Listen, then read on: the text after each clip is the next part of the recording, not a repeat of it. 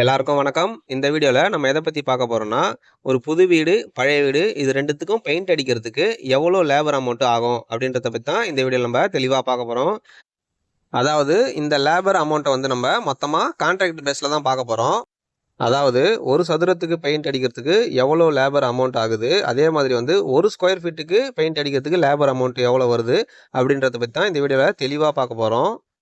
Okay. இப்போ வாங்க நம்ம நேரா வீடியோக்குள்ள போயிடலாம். அப்படியே மறக்காம நம்ம சேனலை ஒரே ஒரு சப்ஸ்கிரைப் மட்டும் பண்ணிக்கோங்க.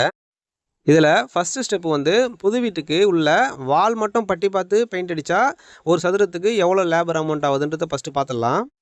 இதில் வந்து ஒரு கோடு வால் ப்ரைமர், 2 கோடு வால் பட்டி, அதுக்கப்புறமா வந்து மறுபடியும் ஒரு கோடு வால் ப்ரைமர், அதுக்கப்புறமா பார்த்தீங்கன்னா 2 கோடு சீலிங் ஒயிட்டு, அதுக்கப்புறமா வந்து 2 கோடு வால் கலர் போடணும். அதுக்கப்புறம் window grill, window frame, door இதுக்கு வந்து ஒரு கோடு ப்ரைமர் போடணும். அதுக்கப்புறம் 2 கோடு சாக் பட்டி பார்க்கணும். சாக் பட்டி பார்த்து முடிச்சதுக்கப்புறம் 2 கோடு எனாமல் பெயிண்ட்டு போடணும். ஓகேங்களா? இப்போ சொன்ன மெத்தட் எல்லாமே வந்து நம்ம வீட்டுக்கு உள்ளே செய்ய வேண்டிய மெத்தடு. ஓகேங்களா? அடுத்தது வீட்டுக்கு வெளியே என்ன பண்ணணுன்றத பார்க்கலாம். இதில் ஒரு கோடு ஒயிட் சிமெண்ட், ஒரு coat wall primer, 2 coat wall colour போடணும். அடுத்தது விண்டோ கிரில், விண்டோ ஃப்ரேம் இதுக்கு ஒரு கோட் ப்ரைமர், ஒரு கோட் சாக் பட்டி, 2 கோட் எனாமல் பெயிண்ட் போடணும்.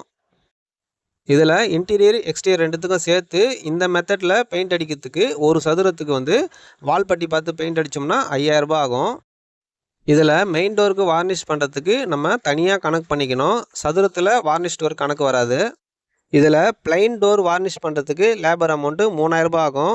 அதுவே வந்து கார்விங் டோர் நம்ம பாலிஷ் பண்ணுறோன்னா அதுக்கு லேபர் வந்து 4500 ரூபாய் ஆகும்.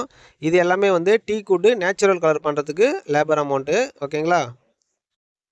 இதில் காம்பவுண்டு வாலும் வந்து நம்ம தனியாக தான் கணக்கு பண்ணணும். அதாவது பார்த்தோம்னா ஒரு கோடு white cement, 2 coat wall colour போகிறதுக்கு ஒரு ஸ்கொயர் ஃபீட்டுக்கு வந்து 7 ரூபான்னு கணக்கு பண்ணிக்கணும். அதே மாதிரி மெயின் கேட்டும் நம்ம தனியாக தான் கணக்கு பண்ணணும். அதாவது ஒரு கோடு metal primer, 2 coat enamel paint போகிறதுக்கு ஒரு ஸ்கொயர் ஃபீட்டுக்கு வந்து 15 ரூபான்னு கணக்கு பண்ணணும். ஓகேங்களா? அதாவது சதுரத்துக்கு வெளியே இருக்கிற இடத்துக்கு நம்ம பெயிண்ட் அடிக்கிறோம்னா அதை நம்ம எப்பவுமே வந்து ஸ்கொயர் ஃபீட் கணக்கில் தனியாக தான் மெஷர்மெண்ட் பண்ணி கணக்கு எடுக்கணும்.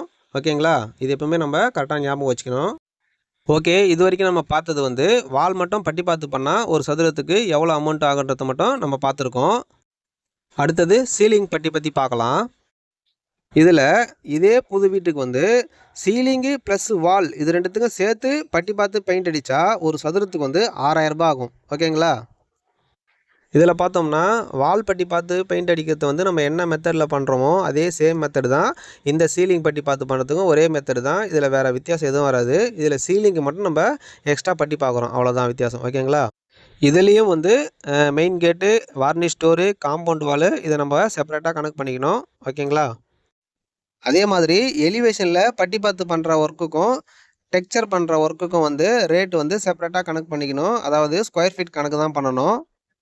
அதாவது எலிவேஷனில் வந்து ஒரு கோட் ப்ரைமர், 2 கோடு வால் பட்டி, அதுக்கப்புறம் ஒரு கோட் ப்ரைமர், அப்புறமா 2 கோடு வால் கலர் போகிறதுக்கு வந்து ஸ்கொயர் ஃபீட்டுக்கு 20 ரூபா ஆகும்.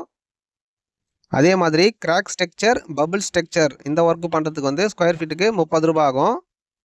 அடுத்ததாக அதே புது வீட்டுக்கு வந்து ஸ்கொயர் ஃபீட்டில் லேபர் அமௌண்ட்டு எவ்வளோ ஆகுதுன்றத பார்க்கலாம்.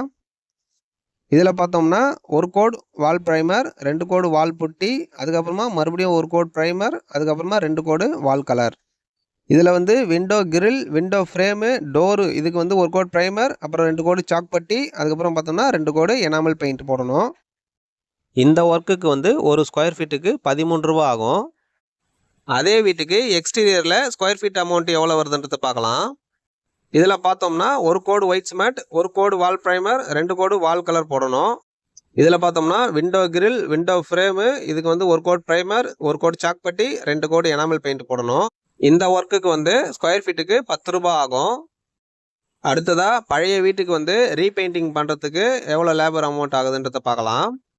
இதில் பார்த்தோம்னா இன்டீரியரில் ஒரு கோடு வால் ப்ரைமர், 2 கோடு ceiling white, 2 coat wall colour, அதுக்கப்புறம் வந்து window grill, window frame, door இது எல்லாத்துக்குமே வந்து 2 கோடு எனாமல் பெயிண்ட் போடணும். இது கூட மெயின் டோர் பாலிஷ் ஒர்க்கும் சேர்த்து போடணும். அடுத்ததாக எக்ஸ்டீரியரில் வந்து crack paste filling work first பண்ணணும். அதுக்கப்புறம் ஒரு coat wall primer, 2 coat wall colour போடணும்.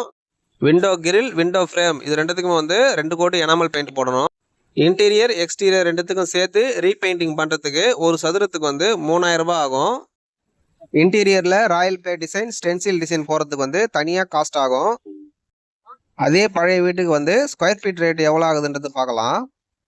இதில் பார்த்தோம்னா இன்டீரியரில் ஒரு கோடு வால் ப்ரைமர், 2 கோடு சீலிங் ஒயிட், அதுக்கப்புறம் 2 கோடு வால் கலர் போடணும். இது கூட window grill, window frame, door இது எல்லாத்துக்கும் வந்து 2 கோடு எனாமல் பெயிண்ட் போடணும். இது கூட மெயின் டோருக்கு வார்னிஷ் வந்து சேர்த்து போடணும். இன்டீரியரில் மெஷர்மெண்ட் எடுக்கும்போது விண்டோ, டோரு, மெயின் டோரு இது எல்லாத்தையும் சேர்த்தே நம்ம மெஷர்மெண்ட் எடுக்கணும். விண்டோ, டோருக்குன்னு தனியாக நம்ம மெஷர்மெண்ட் எடுக்கக்கூடாது. இன்டீரியரில் இந்த ஒர்க் பண்ணுறதுக்கு வந்து ஒரு ஸ்கொயர் ஃபீட்டுக்கு வந்து 9 rupees சார்ஜ் ஆகும். அடுத்ததாக எக்ஸ்டீரியரில் ஸ்கொயர் ஃபீட் ரேட் பார்க்கலாம். இதில் பார்த்தோம்னா எக்ஸ்டீரியரில் வந்து crack paste filling work first பண்ணணும். அதுக்கப்புறம் வந்து ஒரு coat wall primer, 2 coat wall colour போடணும். விண்டோ கிரில், விண்டோ ஃப்ரேமு இது ரெண்டுத்துக்கும் வந்து எனாமல் பெயிண்ட்டு 2 கோடு போடணும். எக்ஸ்டீரியரில் இந்த ஒர்க்கு பண்ணுறதுக்கு வந்து ஒரு ஸ்கொயர் ஃபீட்டுக்கு வந்து 10 ரூபாய் சார்ஜ் ஆகும். எக்ஸ்டீரியரில் மெஷர்மெண்ட் கணக்கு எடுக்கும்போது மெயின் கேட்டு, காம்பவுண்ட் வால் இதையும் சேர்த்தே நம்ம கணக்கு எடுத்துக்கணும். இதுக்கும் வந்து ஸ்கொயர் ஃபீட்டுக்கு 10 ரூபாய் அமௌண்ட் ஆகும். ஓகே ஃப்ரெண்ட்ஸ், இந்த வீடியோவில் லேபர் கான்ட்ராக்டை பற்றி டீட்டெயிலாக பார்த்தோம். இதில் ஏதாச்சும் டவுட் இருந்ததுன்னா கமெண்ட் பாக்ஸில் கேளுங்க, நான் சொல்கிறேன். ஸோ இதே மாதிரி நெக்ஸ்ட் வீடியோவில் வந்து மெட்டீரியல் வித் லேபர் கான்ட்ராக்டை பற்றி டீட்டெயிலாக பார்க்கலாம். ஸோ அது வரைக்கும் இந்த வீடியோவை நீங்கள் கடைசி வரைக்கும் பார்த்ததுக்கு ரொம்ப ரொம்ப நன்றி. Thank you, Tata, bye bye.